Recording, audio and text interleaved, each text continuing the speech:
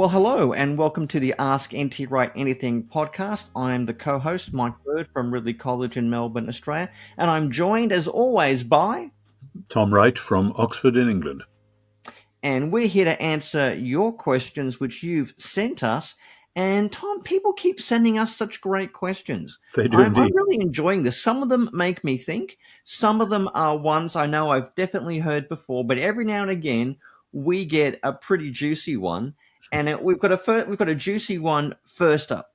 First up, we have a listener from Abadur who asks about contraception. He says, I never thought about contraception with a theological view until my brother, who was a Catholic, challenged me on the topic. Having looked deep into this, I find the view that using contraception is a sin more compelling. Despite searching, I have not been able to find much out there that is pro-contraception. I am wondering, what are your views? And he lists some of the points against contraception. He says, my understanding is that until about 100 years ago, all Christians saw using contraception as wrong. It is purposely disabling an aspect of your body's design. In using contraception, it is like saying God did a poor job in making humans. Tom, is this a question that you've got any thoughts about? I mean, I know this was a big issue, I think, in the 1920s, maybe in the Church of England, where I think they finally did sort of endorse contraception, which kind of meant a break from the Catholic or the Anglo-Catholic tradition. But Tom, have you thought this one through? Basically, it's not something that I've had to think too much about, because my church, ever since long before I was born, had made a clear decision, and there was no question about it. And I think there's two things which we have to bear in mind here in terms of background issues. One is that until very recently, with the rise of modern medicine, many children died in infancy. Many couples would have 4 or 5 or 6 or more children, quite expecting that some of them might well die in infancy. And there are many families that one knows of, if you read the history as recently as the 18th and 19th century, where they might have 10 children, of whom only 2 would survive. So the sense that you might prevent yourself having children, this was not a sensible thing to do, because we wanted to have children, if only to look after us in our old age, but it's something couples naturally wanted. And so the thought of preventing that for most people, certainly in the Western world, and I suspect many other parts of the world as well, this would just be foolish. Like, why would you do that? And that's a really important thing, that it's only with the rise of modern medicine that you get to the point where, if you had as many children as in theory you might, I mean, if you get married in your early 20s, you might be fertile well into your 40s, and you could be having a child every year. Actually, my grandfather, who was born in the late 19th century, he was one of 15 children, of whom 13 survived, grew up and had children themselves. So that this country is full of my second and third cousins, most of whom I don't even know about. But that would be rare in those days. Often people had big families, and then, as I say, many of them died. Or one bout of whooping cough could take off half of your children overnight. So that's all, as it were, going on in the background. But then in the 20th century, I think part of the opposition to contraception comes not from a kind of Catholic natural law argument saying this is how God made us and we assume God did a good job, therefore we've got to let it happen, but from the quite natural reaction of many people seeing that the easy access to contraception, and especially with the birth control pill, which became so controversial in the 1960s with big Roman Catholic debates about it, etc., that this was a way of justifying what most people saw as immorality, as sex outside marriage, on the grounds that for many people, when young people were being taught about how to control your sexual instincts, they were taught it's only in marriage, because otherwise you'll start having children out of wedlock. And that isn't just a social stigma, it's also a major social problem, in that when children are born out of wedlock, who is going to care for them? And often, as we know to this day, it's often the mother who is left to care. The father goes off with somebody else or goes off somewhere else. And one of the real curses of today's modern Western society is the number of fatherless families and children who grow up without a father on site. And many people would say, well, that's what you get because once you make contraception easily accessible, people think, well, it doesn't matter if we have sex outside marriage. And then, of course, people become careless and children are born anyway. So there's all of that going on in the background. And part of the argument there bumps into all the arguments about abortion, which are so controversial in many parts of the world, and understandably so, where what you've got is people who are really worried about unbridled sexual expression on the one hand, and then other people trying to control people on the other. So you've got, if you like, Venus and Mars fighting it out. Venus, the sexual or erotic impulse, saying we've got to do what we've got to do, and Mars, the force, the war force, saying we're going to control, we're going to stop you doing what you want to do. And that's not a healthy place to be. So I want to take a step right back from there and say there is wisdom in saying, now that we have modern medicine, which enables most children conceived in the Western world to be born healthy, to live and grow, it then raises a new question, rather like the advent of nuclear weapons raises a new question in just war theory. We hadn't faced this one before. We are now in a situation in terms of families where it is wise for most parents most of the time to say, how many children is it wise for us to have? How many could we provide for, granted our economic situation, etc.? And so that then the advent of contraception enables families to say, actually, 2 children is as much as we could possibly look after, bring up, etc., or 4, or in some cases 6, whatever it is. My wife and I have 4 children. That was a conscious and delighted decision. I'm not sure how we would have coped if we had any more. But these are questions which have actually changed over the last 2 centuries. So saying that the use of contraception, this is a new idea that the churches or some churches have come into. Well, yes, because it's a new situation. And the idea that saying using contraception is like saying God did a poor job making us humans. Well, actually, when God made humans and gave humans this delightful impulse for one another, be fruitful and multiply, that's the first command in the Bible. And as C.S. Lewis says in one of his books, ordinary, healthy young people in teenager or early 20s, if they gave expression to every sexual impulse they have, a healthy young man could quite easily populate a middle-sized village in short order. So all Christian traditions have to recognize that there is a need to regulate the human beings that we are, that we are all called to restraint in some way or other. And that's not saying God did a bad job. It's saying God wants humans to flourish and abound, to be fruitful and multiply, to reflect his glory into the world. But part of that is taking responsibility for the results of our own actions. And so, as I say, back to what I said before, the new situation that we're in the last 100, 200 years with the rise of modern medicine calls for new possibilities. The fact that those new possibilities can be used for ill, not for good, doesn't mean that they aren't real options that Christians should be able to take up. That is my position. I know it's not the position of all people, though I also know that many of my Roman Catholic friends have struggled with this one. And it was a major issue in the 60s. And a book like David Lodge's novel, How Far Can You Go? Or his other novel, The British Museum is Falling Down, very much about Catholics wrestling with what the church seemed to be teaching and saying, how come all these celibate men are teaching us married couples what we can and shouldn't do? And so there are all sorts of issues there which the Roman Catholic Church has to face, and which all Christians face in their own way, but it's a particular problem within the Roman Catholic Church in the last generation. Yeah, I agree, Tom. I mean, I don't believe in the Catholic view that the purpose of sex is purely procreative. Right. But contraception has enabled a more widespread cultural promiscuity, Yeah. which does end badly. Yeah. Yeah. And I've worked with prison chaplains, and they tell me 3/4 of the guys in prison came from with homes either with an absent father or no father, Exactly. Exactly. and that's the sociology. But Yeah. I think you could say that contraception enables us to have more care and control on the Yeah. families that we do have.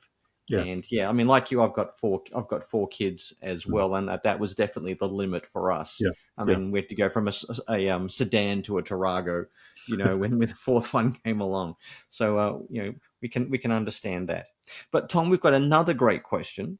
This is from Richard Hindley in Barnsley of South Yorkshire, the hometown, I should add, of none other than Hudson Taylor.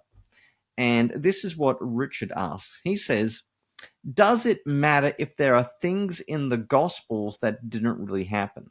I've been challenged by a couple of skeptics recently on the historicity of the birth of Jesus in Luke and the wise men in Matthew. Both times I kind of bogged down in whether these things really happened, and I spent most of my time debating how late or early the Gospels were written, whether they made stuff up to make everything fit, etc., rather than about who Jesus was and is, Lord of heaven and earth. I know it's essential to understand that Jesus was a real person and that he was really crucified and rose from the dead. But beyond that, does it matter whether everything in the Gospels happened like the writer said, or that they might have embellished some of it?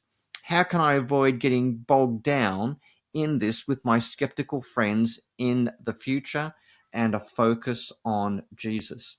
When I listen to this, it reminds me of a quote from Lord of the Rings, where one of the characters said, even the best of stories needs a little bit of embellishment. So maybe that's a Lord of the Ring answer. But Tom, you're not the great Tolkien, but I know you've got some thoughts on this. Yes, I think one of the first things to say is that in ancient history, and when we're talking about Jesus, we are talking about the first century AD, which is part of what academics refer to as ancient history. In ancient history, there are many, many, many things of which we have one report and one report only. If you read the great Roman historians like Tacitus or Suetonius, or Cassius Dio and people like that, if you read the great Greek historians like Herodotus and Thucydides, there are many, many incidents which they record and nobody else records. And if there is no archaeological evidence to back them up, then you could toss a coin and say, well, did this happen or didn't it? Well, so-and-so says it, but it's the only source we have. However, most ancient historians will want to have a positive view and say that the task of history is to say, granted everything we know about that period, granted everything we know about this writer, is it more likely that these events did take place roughly like that, or less likely? And it's always open to a skeptic to say, no, there probably wasn't a second Messenian war in the 7th century BC, or actually, I think there probably was. And then things remain open until new archaeological evidence comes along, or whatever. The trouble with the Gospels is that many, many Christians have a high view of the Bible, as I myself do, but some people interpret that high view as meaning that every single thing that the Gospels say must be precisely as the same as what you'd have if you'd had a video camera there, which then does become tricky at certain points when you find, for instance, that Luke, I'm thinking of Luke 21 and the way that Luke 21 is so close to Mark 13, and yet some of the key things that Jesus says in Mark 13 come out a bit differently in Luke. The obvious example is when in Mark and Matthew, Jesus says, when you see the abomination of desolation standing where it ought not, and then they add, let the reader understand, then the one who's in Judea should flee to the hills, etc. At that point, Luke has, when you see Jerusalem surrounded by armies. Now, did Jesus say when you see Jerusalem surrounded by armies? No, I think he referred to the abomination of desolation from Daniel chapter 9. what has Luke done? Luke knows perfectly well that his readers, his Gentile readers, simply won't be readers who can understand, like Mark and Matthew say they want to. So Luke has cashed it out. He's translated it into language that his audience will understand. That's one obvious particular point. Another one from a closely adjacent passage in the Gospels would be on the night when Peter denies knowing Jesus, and then the rooster or the cock crows, and Jesus turns and looks at Peter, and Peter remembers the word that Jesus had said, before the cock crows, you will deny me 3 times.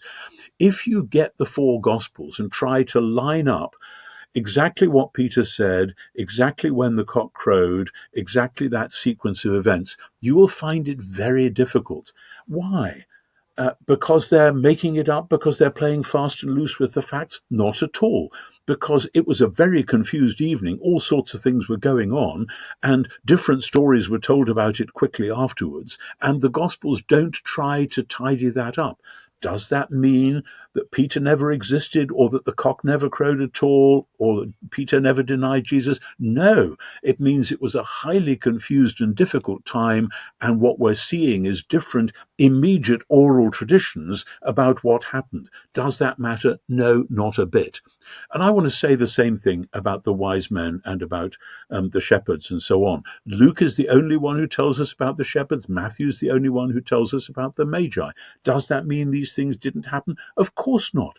They are highly probable once you grant certain things about the God of Israel, about his calling to his people, about who Jesus was and is. Now, I do want to say, skeptics love to go for the things in the birth narratives, partly because Christians have in the time past sometimes overemphasized the conception and birth of Jesus, as though the virginal conception and then this extraordinary birth was the only thing that really mattered about Jesus. And sometimes that's been a displacement activity to take the focus off what really matters, which is the kingdom of God coming on earth as in heaven.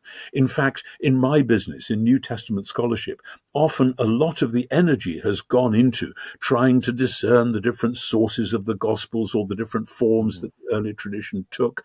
And often these have been displacement activities, so that as scholars, we wouldn't have to think about the claims of God being king on earth as in heaven, and the claim which Jesus makes after his resurrection, that all authority in heaven and on earth is now his. And I would say to the skeptics, we can argue till the cows come home about whether those shepherds did what it says, or whether there really were wise men from the east, though nothing is more likely than there would be stargazers saying something strange is going on here, let's investigate. These are perfectly plausible scenarios, granted the history and culture of the times, but don't get fascinated by those to the exclusion of the central message of the kingdom, the central fact of Jesus' crucifixion, the central declaration of his resurrection. Obviously, we can argue how we know that something so totally improbable as the resurrection of Jesus would happen. But it's easy then to get drawn down into the skeptical arguments and to try to justify them, or to lean on a theory of biblical inspiration and say, well, the Bible is the word of God, so it must be true. That can often be a way out. That the idea of the Bible being the word of God and reliable is a vital thing for Christian discipleship. It's not something you can use in an argument with skeptics. So for the argument with skeptics, let's go for the big one. Jesus really did exist. He really did announce God's kingdom on earth as in heaven. He really did die with the intention of making that happen. Now go figure that one out. And then all the signs are, despite the total improbability, that he really did rise again. Now, let's deal with those big issues and not get sidetracked by the little ones. Tommy, that's a fascinating. I find the way that these questions or doubts or skeptical complaints get lodged, they seem to assume it's either black and white. Do we have in the Gospels either history or the faith of the early church? And the fact is, we have the history of Jesus told by people who did believe in him. And Yeah, trying to separate fact and faith in the Gospels is like trying to separate, red and blue from the color purple. They're yeah, both yeah. in there. And the Well, Gospels do give us fact and faith, yeah, yeah, history and hermeneutics, authenticity and artistry. And I always get very, very sort of, bemused when people say, well, of course we know that the evangelists have largely shaped and influenced the story of Jesus. But no one seems to ask the question, well, who influenced the evangelists? Yes, they've told the story in a certain way. They want to influence, but who influenced them? quite. And let's think that the evangelists are still playing out the trajectory of Jesus. They are still simply riding the wave, hearing the echo of the voice of Jesus that has led to the origins and the emergence of the whole of the church. And that's why they've written the books they have, because they are shaped by the impact of Jesus. Absolutely. And the idea that there could be a neutral, uninterpreted history is simply wrong. Any historian knows perfectly well that all history involves selection and arrangement and a particular shaping. Just like when I come home from a day at work and my wife says, so how was your day? I don't give her a random selection of every last thing that happened, every corner I turned on my bicycle, every time somebody made a cup of coffee. I select and arrange, not because I want to deceive her, but because I don't want to bore her. And the only time you get unselected and unarranged things is when you've got a very small child just gabbling along, or maybe somebody who is incapacitated because they're drunk or whatever, who is just rambling. Almost all human discourse involves selection and arrangement. The great historians of the past, I've mentioned Herodotus, Thucydides, Tacitus, Suetonius, they all had very definite agendas, and they had reasons why they selected and shaped things the way they did. It's always interesting to ask why Matthew, Mark, Luke, and John selected, arranged, and shaped things the way they did. But that doesn't mean either that they made it up or that there wasn't something from which they were selecting and arranging. Thanks, Tom. I find questions from the Gospels fascinating, and I'd love to hear more questions from people about the Gospels, Yeah. about the interpretation, history, theology, how they understand them. That'd be great. And remember, you can send us your questions at askntwright.com. This is a good time to take a break, but don't go too far, because our next questions are going to be about political idolatry. And why can't God just forgive sinners? Why does Jesus have to die in order to forgive people? That's what we'll have for you after the break. If God is real, why does he seem to remain hidden? Is this hiddenness a test of faith or a proof of divine indifference? Could it be that God's presence is subtle, perhaps to preserve human freedom? Or is the simplest and most logical explanation just that he isn't there at all? Could it be that God's reality is revealed through history, morality, science, and reason? Or are our beliefs merely the hopeful constructs of our culture and psychology? If God exists, why the divine silence? Is God deliberately staying out of sight? Or does his apparent absence actually point to something deeper?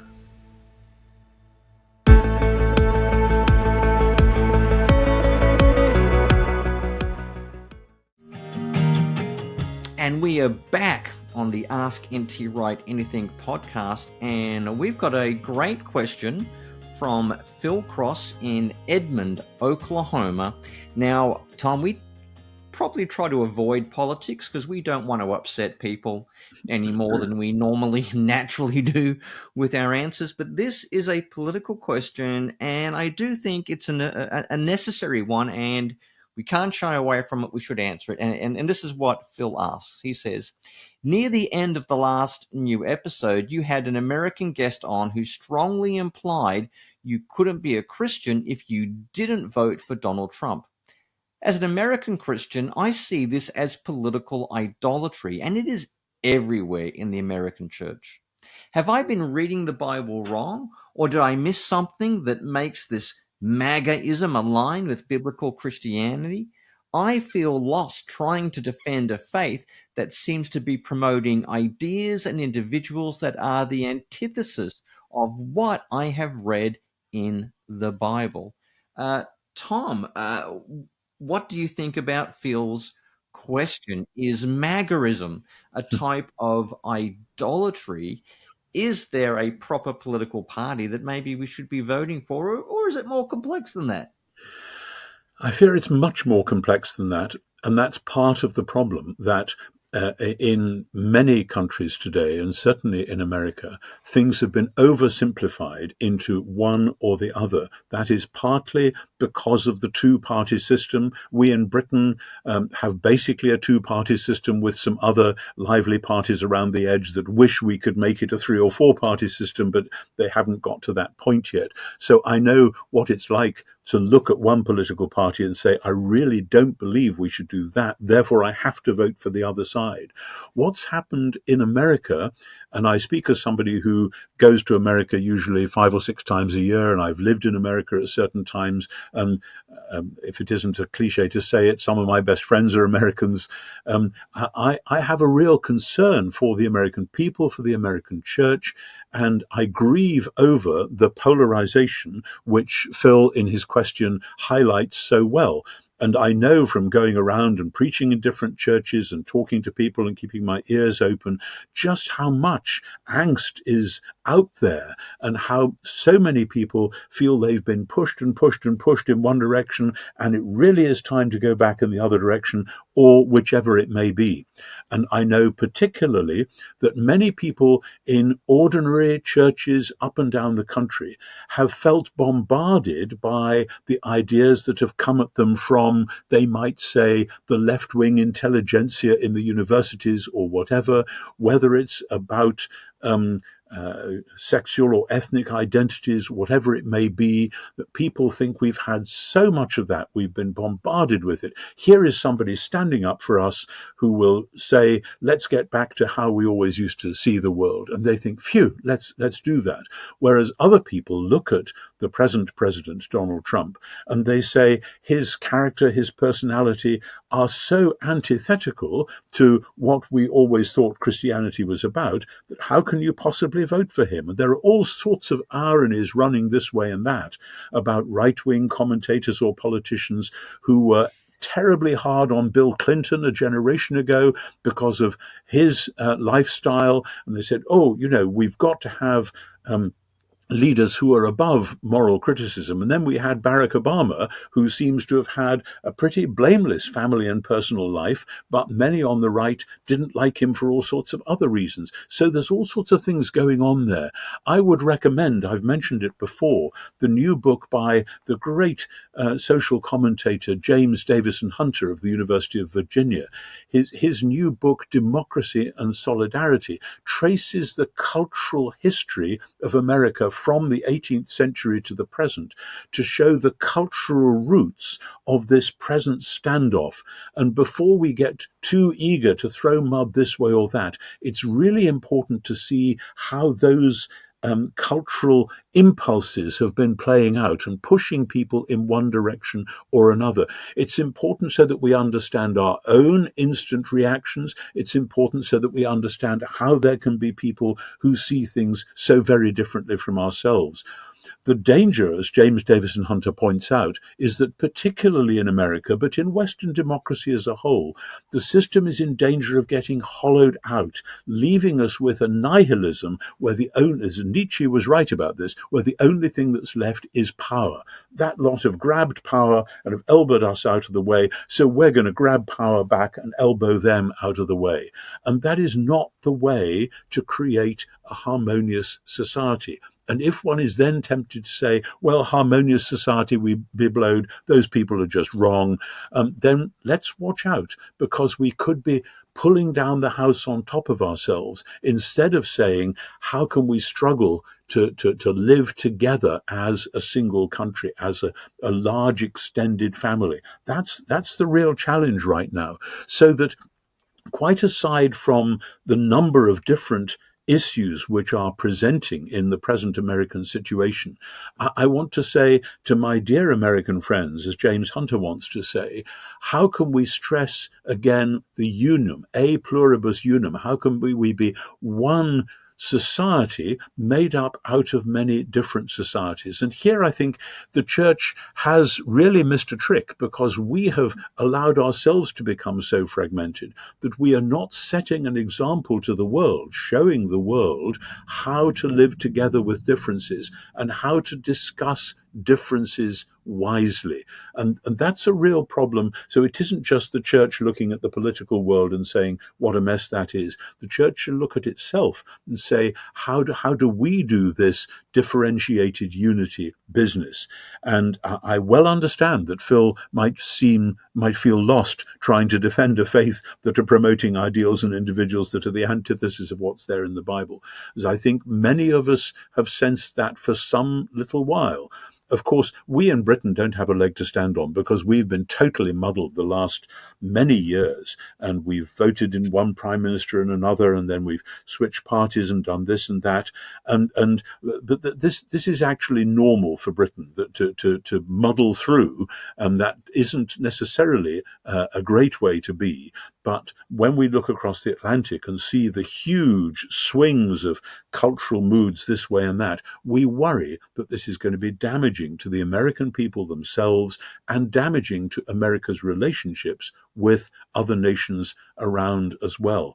And we are in a very dangerous time of world history. What we need is stability in the world order, and not attacking friends as though we can get away with this, we can get away with that. We need all of us to work together globally as well as in individual countries. I hope and pray that my dear beloved American friends will be able to find ways of doing that. Yeah, Tom, I tend to think that all isms tend to start off trying to fix a problem, whether that's Marxism, MAGA-ism, progressivism, conservatism. They're all starting out with trying to solve a problem. But if you follow them too hard, too far, without any qualifications, you always end up just lusting for power for the sake of power. And, some things can't be answered in multiple choice. Life is far too complex than that. But speaking of friends under threat, we have a question from Canada.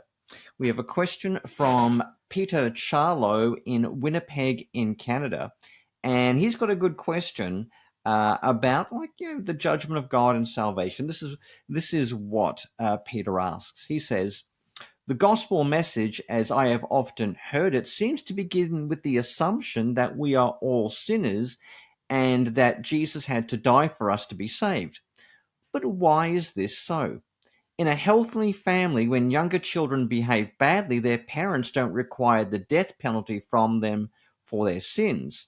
If those children are sincerely sorry for their behavior, their parents then forgive them, and they certainly don't punish their eldest brother on their behalf. If we are sincerely sorry for our sins, why cannot God, who knows our hearts, simply forgive us? Why the need for someone else to die on our behalf? How is it just to require the death of the innocent on behalf of the guilty? And if that death is required, why the horrible suffering? Even the slaughterhouses of this world have laws governing the humane treatment of animals. Why put his son through one of the most painful and agonizing deaths imaginable? How is this merciful? We are told that without the shedding of blood, there is no forgiveness of sins. But why?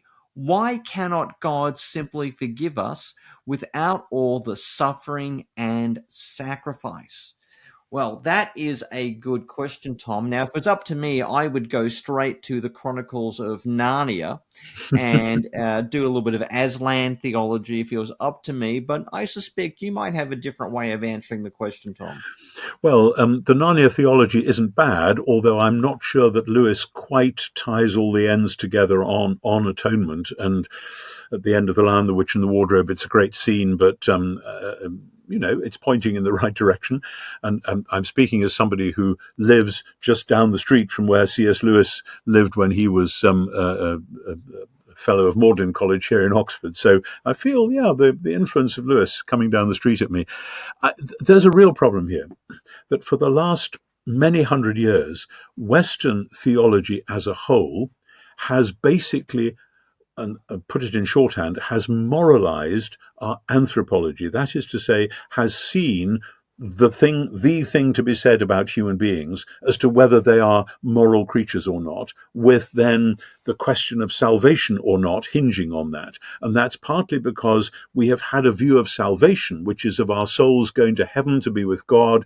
Oh dear, but our souls are sinful, so they can't get to be with God. So now what's to be done? In other words, we have, as I say in my book, The Day the Revolution Began, we have Platonized our eschatology, our vision of the future, that there's the soul going to heaven, and therefore we've moralized our anthropology. That is, we've talked about humans in terms of, are they morally perfect or not, and if not, what's going to have to happen before they can get to heaven. And therefore we have paganized our soteriology, and that's what Peter is objecting to. We've done this pagan thing of imagining an angry God who just needs to kill somebody, doesn't much matter who it is, and we find many stories like that in the ancient pagan myths. Think of Agamemnon sacrificing his daughter so that the winds would blow in the right way, so that the fleet could get to Troy to fight the Great War, and so on. There are many stories of that kind, and there's a danger always that Christians fall back into that trap.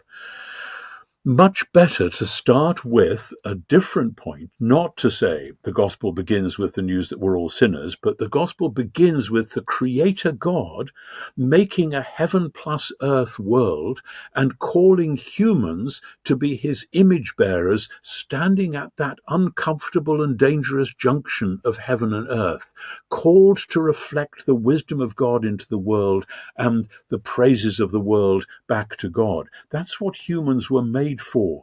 And when humans rebel against that, what they do is they allow dark forces within the world, which was supposed to be serving God's purposes. But when humans worship part of the creation rather than the Creator, then they give to those parts of the creation a power over them. The classic ones being Mars, Mammon, Aphrodite, war, money, sex. We give those gods or goddesses, not that they really are gods or goddesses, but they're forces within God's world. We give them power over us, and that's what then causes us to go astray and to sin. So simply saying, I'm a sinner, God needs to punish somebody, fortunately God punished Jesus, so now I'm okay, that isn't actually addressing the deepest problem. In the New Testament, what has to be done is that the principalities and powers who have usurped God's rule over the world, or Jesus' rule over the world, they need to be dealt with. But the way that that has to happen is for the human sin which gave those powers their power, that has to be dealt with. So the New Testament's central thesis on this, and this is not what you hear in many churches, alas, is what you might summarize as victory through substitution. God wins the victory over the powers by Jesus taking the sin of the sinners upon himself, and thereby robbing the principalities and powers of their power over the world. You see this especially in John's Gospel, but it's also in Paul, and it's also by implication in Matthew, Mark, and Luke, and elsewhere. John's Gospel has Jesus saying, before he goes to the cross, now is the judgment of this world. Now the ruler of this world is cast out. In other words, the world has been taken over by a dark power, and Jesus' death is going to defeat that dark power. But how does that happen in John's Gospel? John brings it into sharp focus with people like Barabbas, when the crowd ask for Barabbas rather than Jesus, and John says now Barabbas was a robber. In other words, Jesus is dying the death of the sinner, and that's how the powers are robbed of their power. This is a much bigger, more complex, perhaps darker idea than the rather simplistic idea that, oh, well, these people have done bad things, so God has to punish them, but fortunately he punishes Jesus instead. And it's all about God in the person of his Son, coming to the place where the dark powers are doing and have done their worst. When Jesus is arrested in Luke's Gospel, he says, this is your hour and the power of darkness. And the darkness is what causes that terrible moment of Jesus in Gethsemane and then on the cross itself. this is not simply it's certainly not at all about a vindictive God wanting to put Jesus through a really hard time in order to forgive people. It's about the dark victory that is won over the dark powers. That quote from the letter to the Hebrews, which Peter quotes at the end about without the shedding of blood there is no forgiveness, that quote mustn't be taken out of context as though, well, God wants blood and as long as he's getting some, we're going to have forgiveness. It's a very specific reference to the Levitical system, which is about how God makes provision for people to come into his presence. The sacrificial system is about God wanting to establish his presence on earth with human beings coming to be with him. But for that to happen, they need to be cleansed, and the blood is the cleansing agent, the detergent, if you like, which enables God to stay with his people and enables people to come and be with him. So these are huge, complex issues, but let's not oversimplify them in the way that sadly the Western Church has so often done. We need to remind ourselves the aim of the whole thing is for the new heavens and new earth with renewed, rescued image bearers being genuinely human in the presence of God. God in his mercy has come in the person of his Son to take the weight of the world's evil upon himself in order to defeat the powers and to welcome us into fellowship with himself. You know, Tom, I think you've touched upon what I think is one of the number one problems we have in Western theology. We think of salvation in terms of guilt or innocence. Yeah. It's like, how can a guilty person be forgiven? Why do you need some sort of penalty? But if you get away from that binary and think, well, maybe the problem is bigger, maybe the problem is rebellion, corruption, death. This is why I love the Eastern tradition. That's been some of the things I've discovered in the last 20 years. Yeah. They're not like the Latins focusing on different words for righteousness and different, 6 different types of guilt you could have. That they see the main problem as the introduction of death and corruption, and Jesus's death and resurrection as the solution. I think if we all spend a week in Mount Athos, reading some, maybe a little bit of John Chrysostom, maybe a little bit of Gregory of Nazianzus and Basil of Caesarea, I think we would get around our blindsidedness and realize these sort of debates are really just missing the forest for the trees. Yeah, I very much agree, though the Greek fathers have their problems, but they're not our problems. Indeed. I mean, C.S. Lewis said this about Athanasius. The reason we read old books is not because they get everything right, but because they're not making the same mistakes that we're making. And I think I remember Rowan Williams once saying that one of the major differences between East and West is that the Eastern Church never had an Anselm figure. It was Anselm who, in his book Cur Deus Homo, Why Did God Become Man?, who introduced a lot of the ideas. He'd got some of them from Augustine as well, but that brought into Western theology certain patterns of thought, which, as you say, lead to this maybe almost an over-intellectualization, both of the problem and of the remedy.